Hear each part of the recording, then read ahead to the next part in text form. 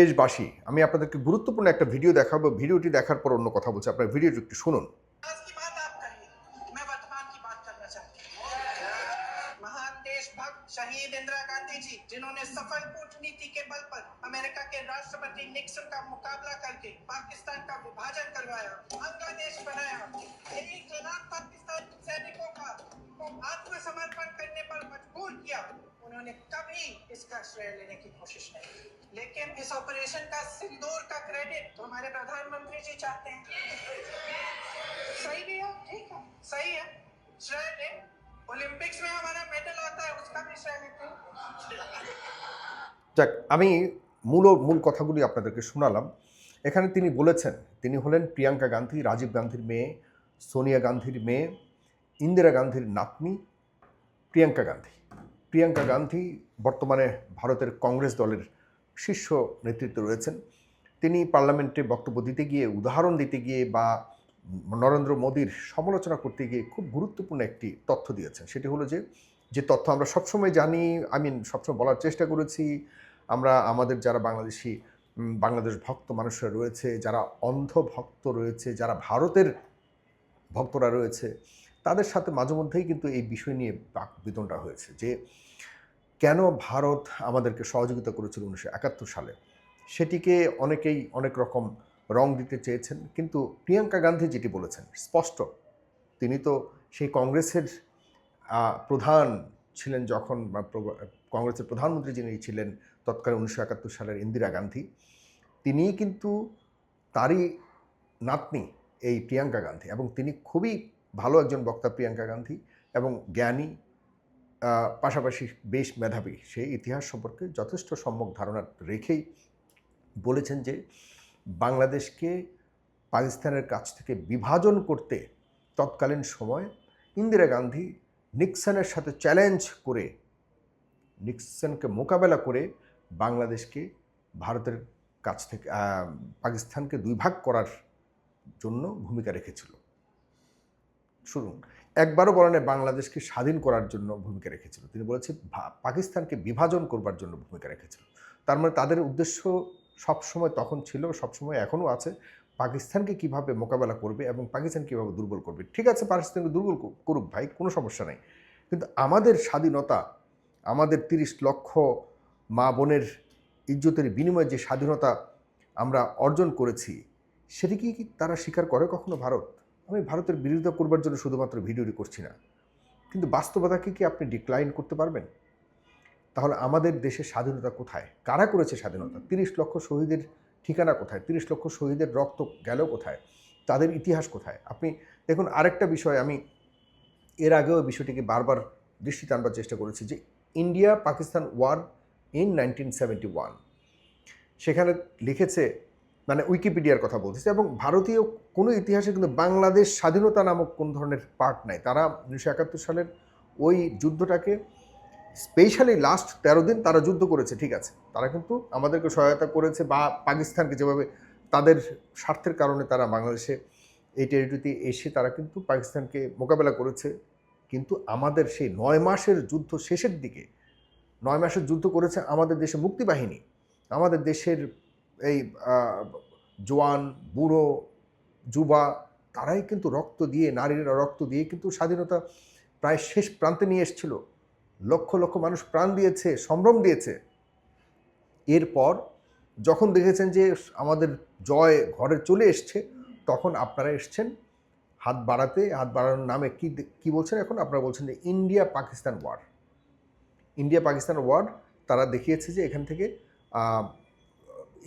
December 1971 সাল ডিসেম্বরের 3 তারিখ থেকে 16 তারিখ পর্যন্ত তারা যুদ্ধ করেছে। এই যুদ্ধের মধ্যে কি আমরা ছিলাম না? আমাদের দেশের মানুষ কি মারা যায়নি? আমাদের দেশের নারীরা কি সম্ভ্রম হারায়নি?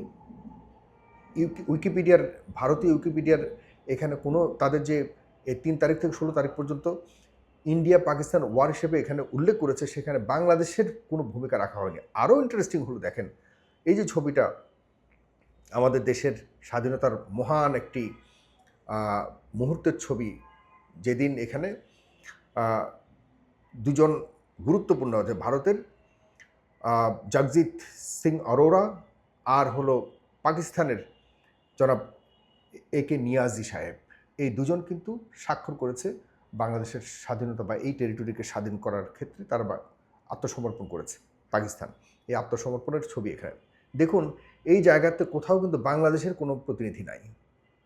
তৎকালীন সময় আতাউল গনি ওসমানী থেকে শুরু করে মেজর জেনারেল আতাউল গনি ওসমানী আমাদের এই মহান মুক্তিযুদ্ধের যার অবদান সবচেয়ে বেশি, যার মানে নিজস্ব পরিকল্পনাতেই মানে কত ধরনের সলা পরামর্শ পরিকল্পনা করে করে তার নেতৃত্বেই কিন্তু মেজর জেনারেল ওসমানীর একটা সাহসী ভূমিকার কারণে, দুঃসাহসিক ভূমিকার কারণে কিন্তু আমরা মুক্তিযুদ্ধ এত তড়িৎ গতিতে খুব কম সময়ে আমরা অর্জন করতে পেরেছি। সেই লোকটাকে এখানে রাখা হয়নি এবং যতটুকু হিস্ট্রিতে জানা গেছে তাকে কৌশলের সাথে ষড়যন্ত্রের অংশ হিসেবে তাকে রাখা হয়নি।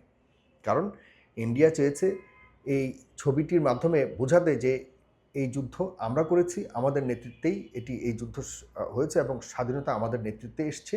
সুতরাং এখানে বাংলাদেশের পক্ষ থেকে কাউকে রাখা হয়নি, না কোনো মুক্তিবাহিনীর প্রতিনিধিকে, না আমাদের দেশের মিলিটারি যারা ছিলেন তৎকালীন সময় পাকিস্তান থেকে যারা বাংলাদেশের হয়ে যুদ্ধ করেছেন, পাকিস্তানি আমলের যারা পাকিস্তান আর্মিতে ছিলেন তারা তো শেষ পর্যন্ত বাংলাদেশের পক্ষে কাজ করেছে।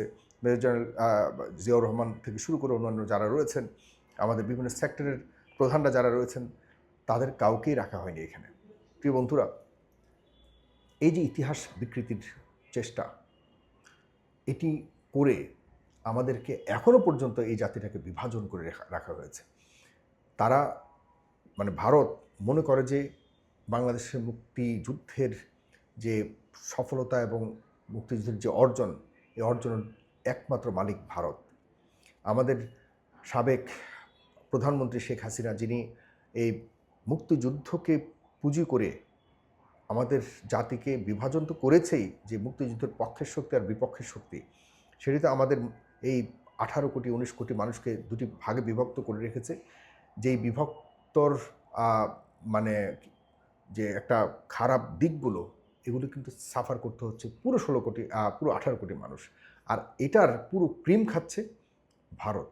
ভারত আমাদেরকে বিষের মতো এই ন্যারেটিভটা আমাদের মধ্যে জুড়ে দিয়েছে যে তোমরা পাকিস্তানের ভাঙ্গনের বিষয়টাকে নিয়ে বা বাংলাদেশের মুক্তিযুদ্ধকে নিয়ে তোমরা রাজনীতি করবা এবং এটাই তোমাদের একমাত্র সম্পদ, যেই সম্পদ দিয়ে তোমরা এই জাতিকে, একটা বিশাল জাতিকে, মুক্তিযুদ্ধ এমন এক জিনিস আমাদের প্রত্যেকটা মানুষের হৃদয়ে আমরা ধারণ করি। এই মুক্তিযুদ্ধের বিপক্ষে কথা বলবার মতো কারো কি সেই সাহস আছে? কারো সাহস নাই। কিন্তু এরকম একটা জাতীয় সম্পদকে, একটা আমাদের এই 16 কোটি 18 কোটি মানুষের সম্পদকে একটা গোষ্ঠীর কাছে রেখে এটাকে নিয়ে রাজনীতিকরণের যে একটা পুঁজি তুলে দেওয়া হয়েছে আওয়ামী লীগের হাতে, সেই জিনিসটা করেছে ভারত। এবং এভাবেই ভারত আমাদের দেশে বিভাজনের রাজনীতি করেই কিন্তু তারা আমাদেরকে শোষণ করেছে। সেই তখন থেকে শোষণ করা শুরু করেছে, এখনও পর্যন্ত করে যাচ্ছে, যার ফলশ্রুতিতে আমাদের বাংলাদেশের মানুষ কখনো সত্যিকারের স্বাধীনতার ভোগ করতে পারেনি। এটার স্বাদ কি এখনও পর্যন্ত আমরা জানি না।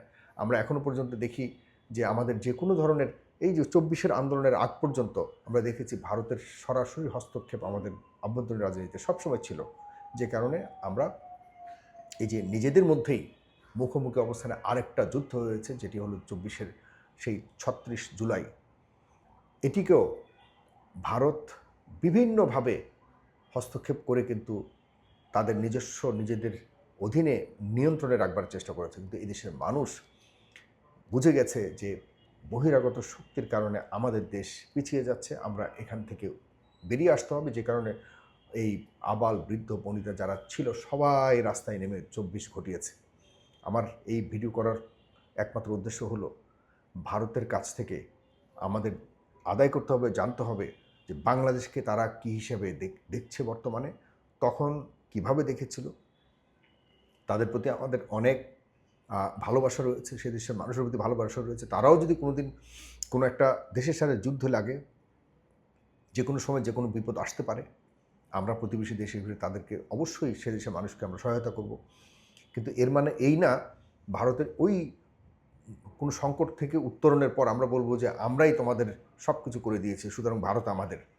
এই যে মানে অনৈতিক একটি অবস্থান ভারতের, বাংলাদেশের মুক্তিযুদ্ধের ব্যাপারে এটি থেকে বেরিয়ে আসতে হবে এবং বাংলাদেশের পক্ষ থেকে ভারতকে এসব ব্যাপারে জিজ্ঞাসা করতে হবে, ইতিহাসকে তার সঠিক জায়গায় আনতে হবে, আমাদের মুক্তিযুদ্ধের সঠিক ইতিহাস লিপিবদ্ধ করতে হবে। আপনি যদি জিজ্ঞাসা করেন যারা আওয়ামী লীগ করেন বা মানে মুক্তিযুদ্ধ নিয়ে সবচেয়ে বেশি যারা দাবি করেন তাদেরকে জিজ্ঞাসা করেন যে ভারত আমাদের বাংলাদেশের মুক্তিযুদ্ধকে কিভাবে দেখে। তারা কখনোই বাংলাদেশের স্বাধীনতা যুদ্ধ হিসেবে দেখে না, তারা দেখে তাদের সাথে পাকিস্তানের যুদ্ধ হয়েছে। আর আজকে প্রিয়াঙ্কা গান্ধীর কথায় স্পষ্ট হয়ে গেছে ওই যুদ্ধটি কোনোভাবেই বাংলাদেশের মানুষের স্বাধীনতা যুদ্ধ ছিল না, ওই যুদ্ধটি ছিল পাকিস্তানকে বিভাজন করার এই ভারতের একটি অপচেষ্টা।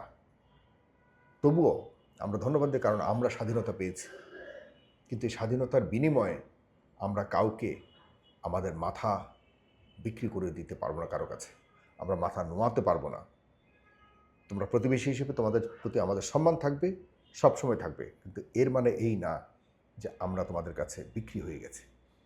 এই ধারণা থেকে বেরিয়ে আসতে হবে। ধন্যবাদ সবাইকে। সালাম।